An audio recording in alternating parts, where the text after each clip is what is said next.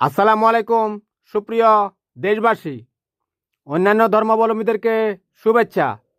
আমি প্রত্যাশা করি আল্লাহর রহমতে আপনারা ভালোই আছেন। আপনারা ভালো থাকুন, আমার শুভকামনা রইল। আজ থেকে ভারতের উপর দেয়া ভিসা নিষেধাজ্ঞা যেটা বাংলাদেশ সরকার প্রণয়ন করেছে সেটা কার্যকর হতে চলেছে।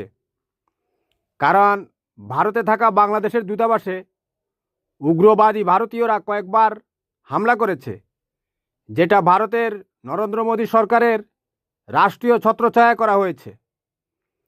এজন্য বাংলাদেশ সরকার কলকাতা, আসাম, চেন্নাই, গুয়াহাটি সহ বিভিন্ন ভারতে যে বাংলাদেশের উপদূতাবাসগুলো রয়েছে সেখান থেকে ভিসা সীমিতকরণ করেছে।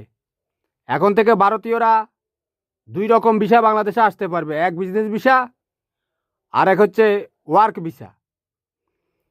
কারণ কাজ করার জন্য তারা তো বাংলাদেশে কাজ করে বিলিয়ন বিলিয়ন ডলার, প্রায় ভারতের কেন্দ্রীয় ব্যাংকের হিসাবে বাংলাদেশ থেকে তারা বছরে প্রায় 13 বিলিয়ন ডলার ইনকাম করে রেমিটেন্স হিসেবে নিয়ে যায়। এটা সারা বিশ্ব জানে, তাদের কেন্দ্রীয় ব্যাংকও জানে। বর্ডার দিয়ে ক্রস করে যেগুলো নিয়ে যায় হুন্ডি হিসাবে, সেটার তো কোনো হিসেব নেই। তাই ভারতীয়রা বাংলাদেশে কিভাবে এত অর্থ উপার্জন করে এগুলো খতিয়ে দেখতে হবে। আর ভারতীয়রা বিভিন্ন পর্যটন বিষয়ে যাতে বাংলাদেশে আসতে না পারে, বাংলাদেশে পর্যটনের কিছুই নেই। এরা পর্যটনের নামে বাংলাদেশে গোয়েন্দাগিরি করে। তাদের যে রয়ের যে সমস্ত বিভিন্ন ওই ধ্বংসাত্মক কর্মকাণ্ড এরা চালায় বাংলাদেশের ভিতরে।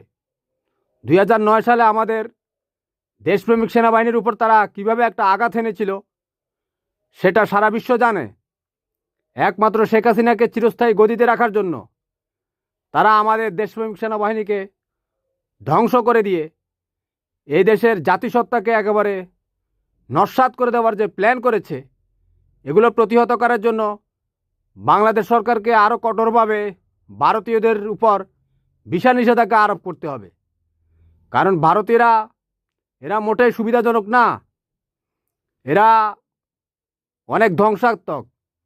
তাই বাংলাদেশের যে রাষ্ট্রীয় কাঠামো রয়েছে সেগুলোকে একেবারে খুবই